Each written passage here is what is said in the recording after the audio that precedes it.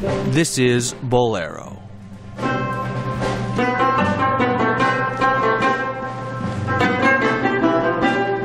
It is an orchestral piece by Maurice Ravel, first performed at the Paris Opera in 1928. The composition is played here by Afghan students in Boston, Massachusetts. Classical violins and trumpets sound alongside a rubab and a sitar. The Afghan Youth Orchestra performed this famous piece at the Kennedy Center in Washington, D.C., Carnegie Hall in New York City, and here at the New England Conservatory in Boston. This was their last stop on a tour of the United States, funded largely by the State Department and the U.S. Embassy in Kabul. The young musicians are mostly former orphans and street children, born in a country that saw the Taliban forbid the performance of music outright when they took control of Afghanistan in 1996. Negeen is from Kunar province, a volatile spot in the eastern part of the country.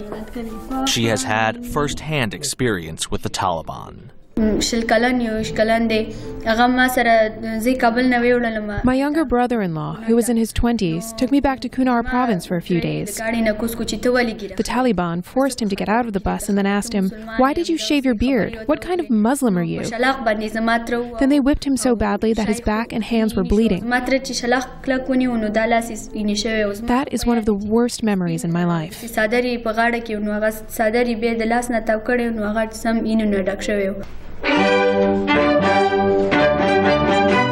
Today, the children are off the street. Music is played freely in their country, and the Afghan Youth Orchestra is finishing up a tour of some of the most famous American musical venues. Negeen will have fond memories of the trip. When we came to New York City, we saw tall buildings. We were trying to look at them to see their tops, but the floors were endless. They were so tall. New York is beautiful. All three cities we visited are beautiful, but I liked New York the most.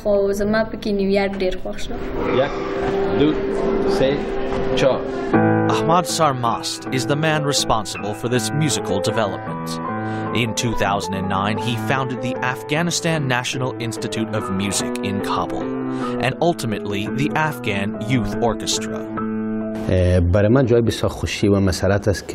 It's a great pleasure for me that a group of Afghan youth, including boys and girls, has accomplished such big achievements in music in so short a period of time. Today they are here in the United States as ambassadors of Afghan culture to reflect those positive changes which happened to Afghanistan in the last 10 years.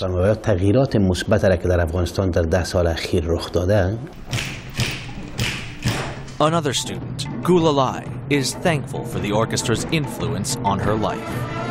Looking at my past and then looking at my current situation, I can say that my life is very changed now. I have a great improvement in my life. Music brought many changes. With the tour almost over, the students will return to their school in Kabul. They will return to a life that was not possible just a few short years ago, with memories of a trip they could never have dreamed of under the Taliban. Brian Allen, VOA News, Boston.